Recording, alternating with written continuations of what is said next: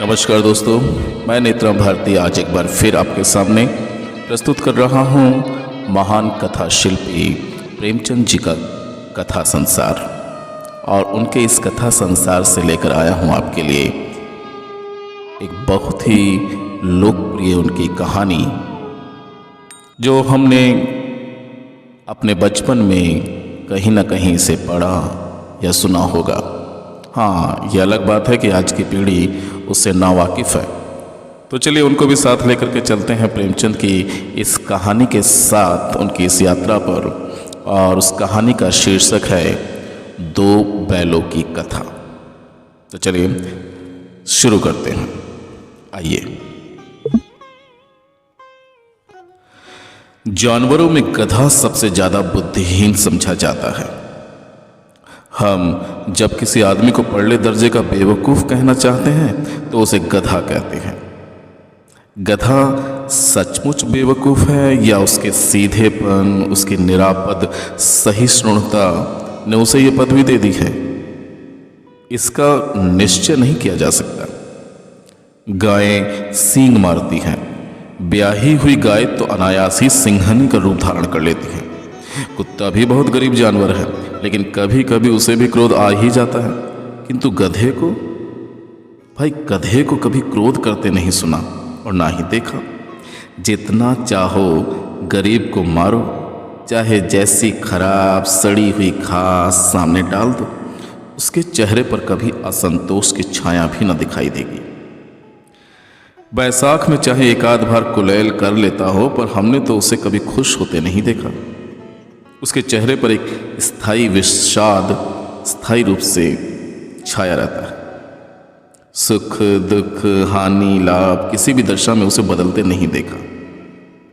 हाँ, ऋषि मुनियों के जितने गुण हैं वे सभी उसमें पराकाष्ठा को पहुंच गए हैं, पर आदमी उसे बेवकूफ कहता है। सद्गुणों का इतना अनादर कहीं नहीं देखा। हाँ, कदाचित सीधापन संसार के लिए उपयुक्त नहीं है।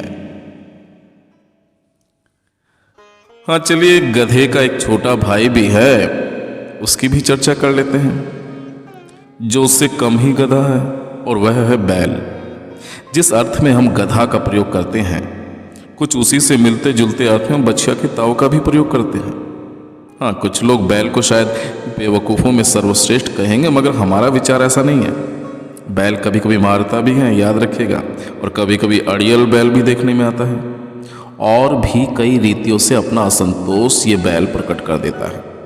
इसलिए इस निष्कर्ष पर हम पहुंचते हैं कि भाई उसका स्थान गधे से नीचा है। चलिए सीधे सीधे हम कहानी पर आते हैं और कहानी शुरू करते हैं। तो झूरी काछी के दोनों बैलों के नाम थे हीरा और मोती। दोनों पछाई जाति के थे, देखने में सुंदर, काम में चौकस, डील में ऊंचे। बहुत दिनों साथ रहते रहते दोनों में भाईचारा हो गया था। दोनों आमने सामने या आसपास बैठे हुए एक दूसरे से मूक भाषा में विचार विनिमय करते थे। एक दूसरे के मन की बात कैसे समझ जाता था हम नहीं कह सकते। अवश्य ही उनमें कोई ऐसी गुप्त शक्ति थी जिससे जीवों में श्रेष्ठता का दावा करने वाला मनुष्य आज भी वंचित है। दोनों एक दूसरे को चाट कर और सूंघ कर अपना प्रेम प्रकट करते। कभी कभी दोनों सींग भी मिला लिया करते। और ना ना ना ना ना ना, विग्रह के नाते से नहीं भाई, केवल विनोद के भाव से, आत्मीयता के भाव से। हाँ, जैसे दोस्तों में घनिष्ठता होते ही धौल धप्पा होने लगता है ना, कुछ वैसे ही। अरे इसके बिना दोस्ती कुछ फुसफुसी, कुछ हल्की सी ही रहती, ये हम सब जानते हैं। जिस वक्त ये दोनों बैल हल या गाड़ी में जोत दिए जाते और गर्दन हिला हिला कर चलते, उस वक्त हर एक की यही चेष्टा होती थी कि ज़्यादा से ज़्यादा बोझ मेरी ही गर्दन पर रहे। दिन भर के बाद दोपहर या संध्या को दोनों खुलते तो एक दूसरे को चाट चूट कर अपनी थकान मिटा लिया करते। नांद में खली भूसा पड़ जाने के बाद दोनों साथ उठते, साथ नांद में मुंह डालते और साथ ही बैठते थे। एक मुंह हटा लेता तो दूसरा भी हटा लेता था। संयोग की बात है कि झूरी ने एक बार दोनों को ससुराल भेज दिया। बैलों को क्या मालूम कि भाई वो क्यों भेजे जा रहे हैं। समझे कि मालिक ने हमें बेच दिया। अपना यूं बेचा जाना उन्हें अच्छा लगा या बुरा कौन जाने, पर झूरी के साले गया को घर तक ये गोई ले जाने में दांतों पसीना आ गया। पीछे से हाँकता तो दोनों दाएं बाएं भागते, रस्सियां पकड़कर आगे से खींचता तो दोनों पीछे को जोर लगाते, मारता तो दोनों सींग नीचे करके हुंकारते। अगर ईश्वर ने उन्हें वाणी दी होती तो झूरी से पूछते कि भाई तुम हम गरीबों को क्यों निकाल रहे हो? हमने तो तुम्हारी सेवा करने में कोई कसर नहीं उठा रखी थी। अगर इतनी मेहनत से काम ना चलता था तो और काम ले लेते। अरे भाई हमें तो तुम्हारी चाकरी में मर जाना कबूल था। हमने कभी दाने चारे की शिकायत की क्या तुमसे? तुमने जो कुछ खिलाया वह सिर झुकाकर खा लिया, फिर तुमने हमें इस जालिम के हाथ क्यों बेच दिया? खैर जना, संध्या समय दोनों बैल अपने नए स्थान पर पहुंचे। दिन भर के भूखे थे, लेकिन जब नांद में लगाए गए तो एक ने भी उसमें मुंह न डाला। दिल भारी हो रहा था। जिसे उन्होंने अपना घर समझ रखा था वह आज उनसे छूट गया था। यह नया घर, नया गांव, नए आदमी उन्हें बेगानों से लगते थे। दोनों ने अपनी मूक भाषा में सलाह की, एक दूसरे को कनखियों से देखा और फिर लेट गए। जब सारा गांव सो गया तो फिर दोनों ने जोर मारकर रस्सियां तोड़ दी और घर की ओर भाग चले। पगहें बहुत मजबूत थे, अनुमान ना हो सकता था कि कोई बैल इन्हें तोड़ सकेगा, पर इन दोनों में इस समय दूनी शक्ति आ गई थी। एक एक झटके में रस्सियां टूट गई।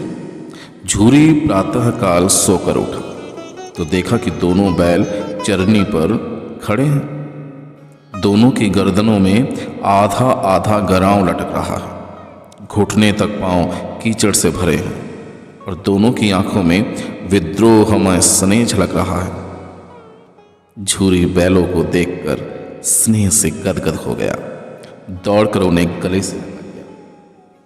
प्रेम आलिंगन और चुंबन का वह दृश्य बड़ा ही मनोहर था। और झूरी की स्त्री ने बैलों को जब द्वार पर देखा तो जल उठी। बोली, कैसे हराम नमक हराम बैल हैं कि एक दिन वहां काम ना किया, भाग खड़े हुए। अब झूरी अपने बैलों पर यह आक्षेप न सुन सका। नमक हराम क्यों है? चारा दाना न दिया होगा तो क्या करते? स्त्री ने रौब के साथ कहा, वैसे तुम ही तो बैलों को खिलाना जानते हो और तो सभी पानी पिला पिला कर रखते हैं। अरे चारा मिलता तो क्या भागते? भागे इसलिए कि वे लोग तुम जैसे बुद्धुओं की तरह बैलों को सहलाते नहीं हैं, खिलाते हैं तो रगड़ कर जोतते भी हैं। ये दोनों ठहरे कामचोर भाग निकले। अब देखूं कहां से खली और चोकर मिलता है। सूखे भूसे के सिवा कुछ न दूंगी, खाएं चाहे मरे। और वही हुआ। मजदूरों को कड़ी ताकीद कर दी गई कि बैलों को खाली सूखा भूसा दिया जाए। और जब बैलों ने नांद में मुंह डाला तो फीका फीका, ना कोई चिकनाहट ना कोई रस। क्या खाएं? आशा भरी आंखों से द्वार की ओर ताकने लगे। झूरी ने मजूर से कहा, अबे थोड़ी सी खली क्यों नहीं डाल देता बे? मालकिन मुझे मार ही डालेंगी। अबे चुरा कर डाला ना दादा, पीछे से तुम भी उन्हीं ही की चिरौरी करोगे। दूसरे दिन झूरी का साला फिर आया और बैलों को ले चला। अब की उसने दोनों को गाड़ी में जोत दिया। 2-4 बार मोती ने गाड़ी को सड़क की खाई में गिराना चाहा, पर हीरा ने संभाल लिया। हीरा थोड़ा ज्यादा सहनशील था। संध्या समय घर पहुंचकर उसने दोनों को मोटी मोटी रस्सियों से बांध दिया और कल की शरारत का मजा चखाया। फिर वही सूखा भूसा डाल दिया। अपने दोनों बैलों को खली चूनी सब कुछ दी, पर इनको कुछ नहीं दिया। अब दोनों बैलों का ऐसा अपमान कभी नहीं हुआ था। झूरी उन्हें फूल की छड़ी से भी न छूता था। उसकी टिटकार पर दोनों उड़ने लगते थे। यहां मार पड़ी। आहत सम्मान की व्यथा तो थी ही, उस पर मिला सूखा भूसा। नांद की तरफ आंखें तक न उठाई। दूसरे दिन गया ने बैलों को हल में जोता, पर इन दोनों ने जैसे पांव ना उठाने की कसम ही खा ली थी। वह मारते मारते थक गया, पर दोनों ने पांव ना उठाया। एक बार जब उस निर्दयी ने हीरा की नाक पर खूब डंडे जमाए तो मोती का गुस्सा आ गया और वो उसने गुस्से को काबू से बाहर ले गया। हल लेकर भाग निकला। हल, रस्सी, जुआं, जोत सब टूट टाट कर बराबर हो गया। गले में बड़ी बड़ी रस्सियां ना होती तो दोनों पकड़ाई में ही ना आते। हीरा ने मूक भाषा में कहा, भागना व्यर्थ है भाई। अरे तुम्हारी तो इसने जान ही ले ली थी। अरे अब की बड़ी मार पड़ेगी। पढ़ने दो। बैल का जन्म लिया है तो मार से कहां तक बचेंगे। देखो तो गया 2 आदमियों के साथ दौड़ा चला आ रहा है। दोनों के हाथों में लाठियां हैं। मोती बोला, कहो तो दिखा दो कुछ मजा मैं भी। लाठी लेकर आ रहा है। अरे नहीं भाई, खड़े हो जाओ, हीरा ने समझाया। देखो हीरा, मुझे मारेगा तो मैं भी 1-2 को गिरा दूंगा। अरे नहीं भाई नहीं, हमारी जाति का यह धर्म नहीं है। मोती दिल में अटकर रह गया। गया आ पहुंचा और दोनों को पकड़कर ले चला। कुशल हुई कि उसने इस वक्त मारपीट ना की, नहीं तो मोती भी पलट पड़ता। उसके तेवर देखकर गया और उसके सहायक समझ गए कि भाई इस वक्त बात को टाल जाना ही सही है। आज दोनों के सामने फिर वही सूखा भूसा लाया गया। दोनों चुपचाप खड़े रहे। घर के लोग भोजन करने लगे। उस वक्त छोटी सी लड़की 2 रोटियां लिए निकली और दोनों के मुंह में देकर चली गई। आह, उस एक रोटी से इनकी भूख तो क्या शांत होती, पर दोनों के हृदय को मानो भोजन मिल गया। यहां भी किसी सज्जन का वास है। लड़की भैरों की थी। उसकी मां मर चुकी थी। सौतेली मां उसे मारती रहती थी, इसलिए इन बैलों से उसे एक प्रकार की आत्मीयता हो गई थी। दोनों दिन भर जोते जाते, डंडे खाते, अड़ते, शाम को थान पर बांध दिए जाते और रात को वही बालिका उन्हें 2 रोटियां खिला जाती। प्रेम के इस प्रसाद की यह बरकत थी कि 2-2 गाल सूखा भूसा खाकर भी दोनों दुर्बल ना होते थे, मगर दोनों की आंखों में रोम रोम में विद्रोह तो भरा ही था। एक दिन मोती ने मूक भाषा में कहा, भाई हीरा, अब तो नहीं सहा जाता भाई। क्या करना चाहते हो? जी में आता है कि एक हाथ को सींगों पर उठाकर फेंक दूंगा। लेकिन जानते हो, वह प्यारी सी लड़की जो हमें रोटियां खिलाती है, उसी की लड़की है जो इस घर का मालिक है। मोती, वह बेचारी अनाथ हो जाएगी। अरे तुम मालकिन को उठाकर ना फेंक दो, वही तो इस लड़की को मारती है। अरे मोती, लेकिन औरत जात पर सींग चलाना मना है, भूल गए क्या? अरे तुम तो किसी तरह निकलने ही नहीं देते। बताओ, तुड़ाकर भाग चलें? हाँ, यह मैं स्वीकार करता हूं। लेकिन भाई मोती, इतनी मोटी रस्सी टूटेगी कैसे? इसका एक उपाय है। पहले रस्सी को थोड़ा सा चबा लो, फिर एक झटके में जाती है। फिर रात को जब बालिका रोटियां खिलाकर चली गई, दोनों रस्सियां चबाने लगे, पर रस्सी मोटी होने से मुंह में ना आती थी। बेचारे बार बार जोर लगाकर रह जाते थे। सहसा घर का द्वार खुला और वही लड़की निकली। दोनों सिर झुकाकर उसका हाथ चाटने लगे। दोनों की पूंछें खड़ी हो गई। उसने उनके माथे सहलाए और बोली, अरे खोले देती हूँ भाई, खोले देती हूँ। चुपके से भाग जाओ, नहीं तो यहाँ लोग तुम्हें मार डालेंगे। आज सुना मैंने, आज घर में सलाह हो रही है कि इनकी नाकों में नाथ डाल दी जाए। उस प्यारी लड़की ने गराऊं खोल दिया, पर दोनों चुपचाप खड़े रहे। मोती ने अपनी भाषा में पूछा, अब चलते क्यों नहीं? हीरा ने कहा, मोती अगर चले तो, लेकिन कल इस अनाथ पर आफत आएगी, सब इसी पर संदेह करेंगे। सहसा बालिका चिल्लाई, दोनों फूफा वाले बैल भागे जा रहे हैं। ओ दादा, दोनों बैल भागे जा रहे हैं, जल्दी दौड़ो, देखो बैल भाग गए। दादा दादा आओ। गया हड़बड़ाकर भीतर से निकला और बैलों को पकड़ने चला। वे दोनों भागे। गया ने पीछा किया, वो और भी तेज हुए। गया ने शोर मचाया, फिर गांव के कुछ आदमियों को भी साथ लेने के लिए लौटा। दोनों मित्रों को भागने का मौका मिल गया। सीधे दौड़ते चले गए, यहां तक कि मार्ग का ज्ञान न रहा। जिस परिचित मार्ग से आए थे उसका यहां पता न था। नए नए गांव मिलने लगे। जब दोनों एक खेत के किनारे खड़े होकर सोचने लगे कि अब क्या करना चाहिए, हीरा ने कहा, मालूम होता है राह भूल गए। अरे तुम भी तो बेतहासा भागे ना, वहीं उसे मार गिराना था। अरे तुम उसे मार गिराते तो दुनिया क्या कहती? वह अपना धर्म छोड़ दे, लेकिन क्या हम भी अपना धर्म छोड़ दे? दोनों भूख से व्याकुल हो रहे थे। खेत में मटर खड़ी थी, चढ़ने लगे। रह रहकर आहट भी ले लेते थे कि कोई आता तो नहीं है। जब पेट भर गया, दोनों ने आज़ादी का अनुभव किया तो मस्त होकर उछलने कूदने लगे। पहले दोनों ने डकार ली, फिर सींग मिलाई और एक दूसरे को ठेलने लगे। मोती ने हीरा को कई कदम पीछे हटा दिया, यहाँ तक कि वह खाई में भी गिर गया।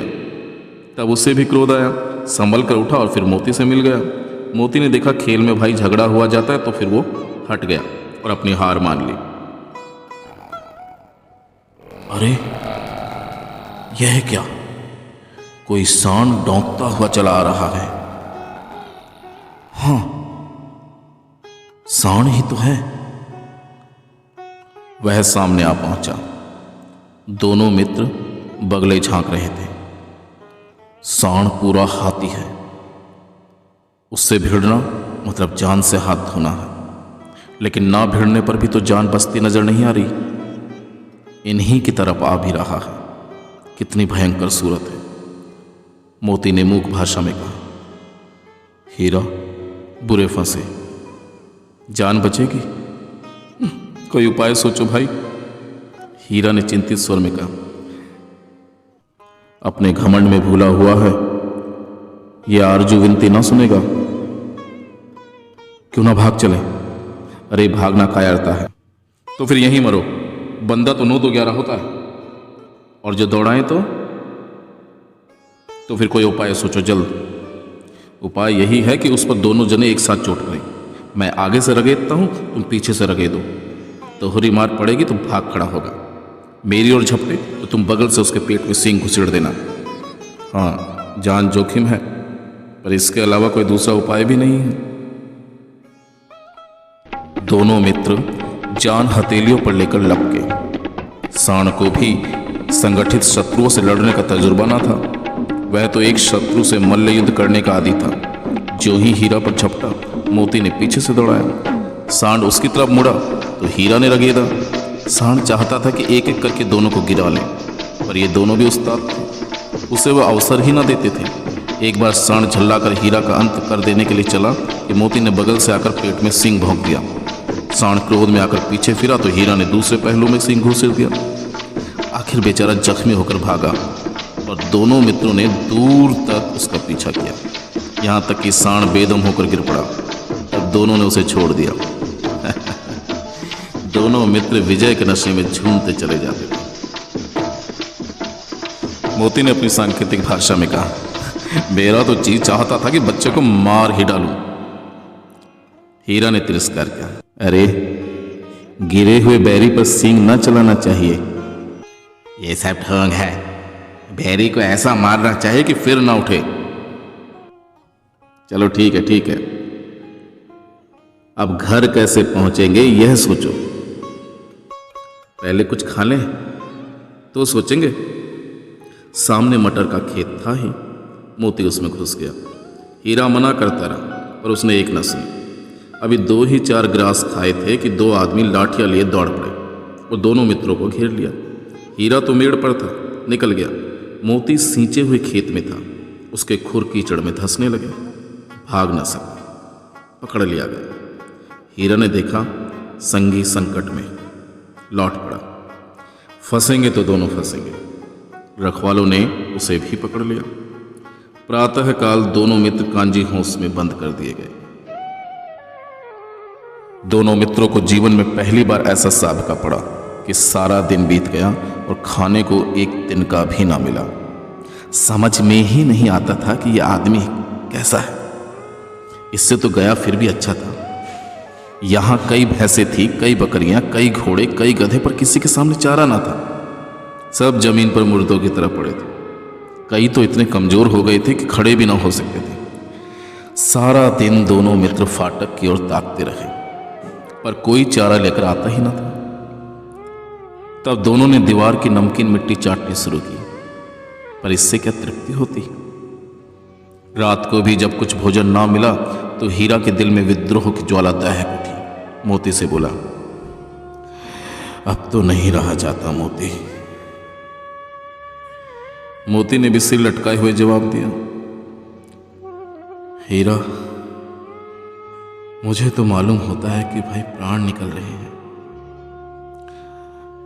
इतनी जल्द हिम्मत ना हारो भाई, यहां से भागने का कोई उपाय निकालना चाहिए।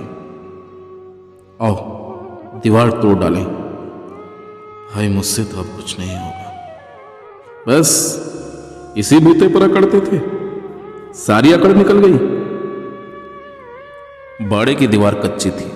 हीरा मजबूत तो था ही, अपने नुकीले सींग दीवार में गड़ा दिए और जोर मारा तो मिट्टी का एक चिप्पड़ निकल आया। फिर तो उसका साहस बढ़ गया। उसने दौड़ दौड़ कर दीवार पर चोटें की और चोट में थोड़ी थोड़ी मिट्टी गिराने लगा। उसी समय कांची हौस का चौकीदार लालटेन लेकर जानवरों की हाजिरी लेने आ निकला।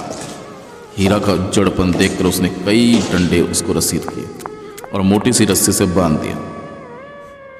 मोती ने पड़े पड़े कहा, आखिर मार खाई क्या मिला? अपने बूते भर जोर तो मार लिया।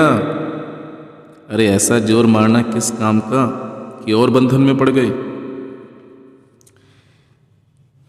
हीरा, जोर तो मारता ही जाऊंगा, चाहे कितने ही बंधन पड़ते जाएं। जान से हाथ धोना पड़ेगा, कुछ परवाह नहीं, यूं भी तो मरना ही है। सोचो, दीवार खुद जाती तो कितनी जानें बच जाती। इतने भाई यहां बंद हैं, किसी की देह में जान नहीं है। 2-4 दिन और यही हाल रहा तो सब मर जाएंगे। हाँ, यह बात तो है। अच्छा तो ला, फिर मैं भी जोर लगाता हूं। और मोती ने भी दीवार में उसी जगह सींग मारा। थोड़ी सी मिट्टी गिरी और फिर हिम्मत बढ़ी। फिर तो वह दीवार में सींग लगाकर इस तरह जोर लगाने लगा मानो किसी प्रतिद्वंदी से लड़ रहा है। आखिर कोई 2 घंटे की जोर आजमाई के बाद दीवार ऊपर से लगभग 1 हाथ गिर गई। उसने दूनी शक्ति से दूसरा धक्का मारा तो आधी दीवार गिर पड़ी। दीवार का गिरना था कि अधमरे से पड़े हुए सभी जानवर चेत उठे। तीनों घोड़ियां सरपट भाग निकली, फिर बकरियां निकली, उसके बाद भैंसें भी खिसक गई, पर गधे अभी तक ज्यों के त्यों खड़े थे। हीरा ने पूछा, भाई तुम दोनों क्यों नहीं भाग जाते? एक गधे ने कहा, जो कहीं फिर पकड़ लिए जाए तो क्या हर्ज है, अभी तो भागने का अवसर है ना। हमें तो डर लगता है, हम यहीं पड़े रहेंगे। आधी रात से ऊपर जा चुकी थी। दोनों गधे अभी तक खड़े सोच रहे थे कि भागे या ना भागे, और मोती अपने मित्र की रस्सी तोड़ने में लगा हुआ था। जब वह हार गया तो हीरा ने कहा, तुम जाओ मित्र, मुझे यहीं पड़ा रहने दो, शायद फिर कहीं भेंट हो जाए। मोती ने आंखों में आंसू लाकर कहा, तुम मुझे इतना स्वार्थी समझते हो हीरा? हम और तुम इतने दिनों एक साथ रहे हैं, आज तुम विपत्ति में पड़ गए तो मैं तुम्हें छोड़कर अलग हो जाऊं? हीरा ने कहा, बहुत मार पड़ेगी भाई, लोग समझ जाएंगे कि यह तुम्हारी ही शरारत है। मोती गर्व से बोला, जिस अपराध के लिए तुम्हारे गले में बंधन पड़ा, उसके लिए अगर मुझ पर मार पड़े तो क्या चिंता? इतना तो हो ही गया कि 9-10 प्राणियों की जान बच गई। वे सब तो आशीर्वाद देंगे। ये कहते हुए मोती ने दोनों गधों को सींगों से मार मार कर बाड़े से बाहर निकाल दिया और तब अपने बंधु के पास आकर सो रहा। भोर होते ही मुंशी और चौकीदार तथा अन्य कर्मचारियों में कैसी खलबली मची, ये सब लिखने की जरूरत नहीं है। बस इतना ही काफी है कि मोती की खूब मरम्मत हुई और उसे भी मोटी रस्सी से बांध दिया गया। एक सप्ताह तक दोनों मित्र वहीं बंधे पड़े रहे।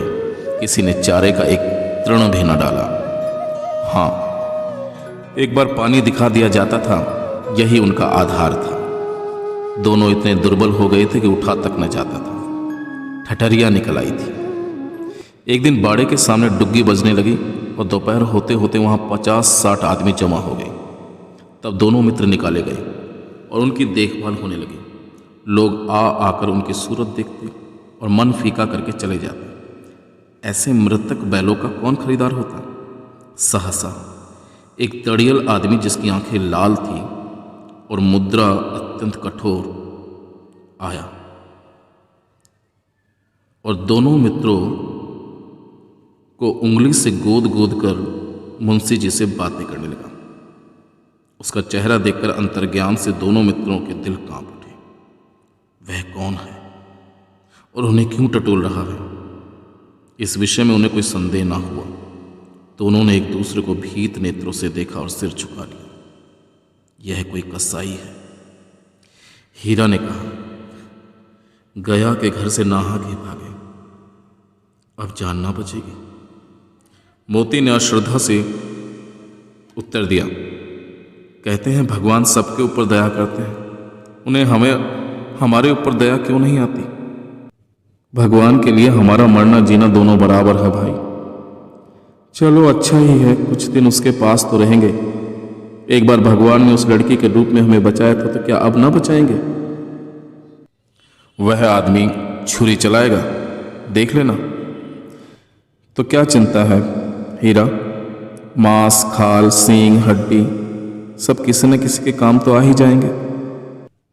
नीलाम हो जाने के बाद दोनों मित्र उस दड़ियल के साथ चले। दोनों की बोटी बोटी कांप रही थी। बेचारे पांव तक न उठा सकते थे, पर डर के मारे गिरते पड़ते भागे जाते थे, क्योंकि वे जरा भी चाल धीमी करते चोर से डंडा वो दड़ियल उनके ऊपर जमा देता था।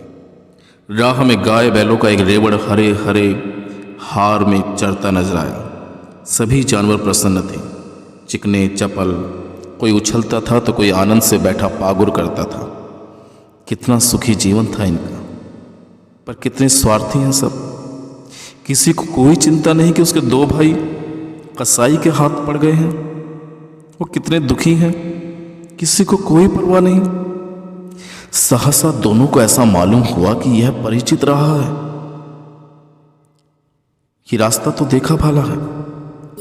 हाँ, इसी रास्ते से तो गया उन्हें लेकर गया था। वही खेत, वही बाग, वही गांव सब मिलने लगे। प्रतिक्षण उनकी चाल तेज होने लगी। सारी थकान, सारी दुर्बलता गायब हो गई। यह लो, ये तो अपना ही घर आ गया। इसी कुएं पर हम पुर चलाने आया करते थे। मोती देख, यही तो कुआं है। मोती ने कहा, हमारा घर नजदीक आ गया। हीरा बोल, भगवान की दया है, मैं तो अब घर भागता हूं। यह जाने देगा, इसे मैं मार गिराता। नहीं, दौड़कर थान पर चलो, वहां से हम अब आगे ना जाएंगे। दोनों उन्मत्त होकर बछड़ों की भांति कुलेले करते हुए घर की ओर दौड़ गए। यह हमारा थान है, यह हमारा थान है। दोनों दौड़कर अपने थान पर आए और खड़े हो गए। दड़ियल भी पीछे पीछे दौड़ा चला रहा। झूली द्वार पर बैठा धूप खा रहा था। बैलों को देखते ही दौड़ा और उन्हें बारी बारी से गले लगाने लगा। मित्रों की आंखों से आनंद के आंसू बहने लगे। एक झूरी का हाथ चाट रहा था, दूसरा उसे घूर के देख रहा था। दड़ियल ने आकर बैलों की रस्सियां पकड़ ली। झूरी ने कहा, यह मेरे बैल हैं। तुम्हारे बैल कैसे? मैं मवेशी खाने से नीलाम लिए आता हूं। मैं तो समझता हूं चुराए लिए आते हो। चुपके से चले जाओ, ये मेरे बैल हैं। मैं बेचूंगा तो बिकेंगे। किसी को मेरे बैल नीलाम करने का क्या अख्तियार है? जाकर थाने में रपट कर दूंगा। मेरे बैल हैं, इसका सबूत यह है कि ये मेरे द्वार पर खड़े हैं। दड़ियल झल्लाकर बैलों को जबरदस्ती पकड़ ले जाने के लिए बढ़ा। उसी वक्त मोती ने सींग चला दिया। दड़ियल पीछे हटा। मोती ने पीछा किया। दड़ियल भागा। मोती पीछे दौड़ा। गांव के बाहर निकल जाने पर वह रुका, पर खड़ा दड़ियल का रास्ता देख रहा था। दड़ियल दूर खड़ा धमकियां दे रहा था, गालियां निकाल रहा था, पत्थर फेंक रहा था और मोती विजयी शूर की भांति उसका रास्ता रोके खड़ा था। गांव के लोग ये तमाशा देखते थे और हंसते थे। जब दड़ियल हार कर चला गया तो मोती अकड़ता हुआ लौटा। हीरा ने कहा, मोती, मैं तो डर रहा था कि कहीं तुम गुस्से में आकर उसे मार ही ना डालो। अगर वह मुझे पकड़ता तो मैं बेमारे तो ना छोड़ता। अब ना आएगा, आएगा तो दूर से ही खबर ले लूंगा, देखूं तो कैसे ले जाता है। झूरी ने कहा, जो गोली मरवा दे तो मर जाऊंगा और उसके काम तो ना आऊंगा। हमारी जान को कोई जान ही नहीं समझता। अरे इसीलिए तो मोती मेरे भाई हम इतने सीधे हैं। जरा देर में नांदों में खली, भूसा, चोकर और दाना भर दिया गया और दोनों मित्र खाने लगे। झूरी खड़ा दोनों को सहला रहा था और 200 लड़के तमाशा देख रहे थे। सारे गांव में उत्साह सा मालूम होता था। उसी समय मालकिन ने आकर दोनों के माथे चूम लिए। धन्यवाद।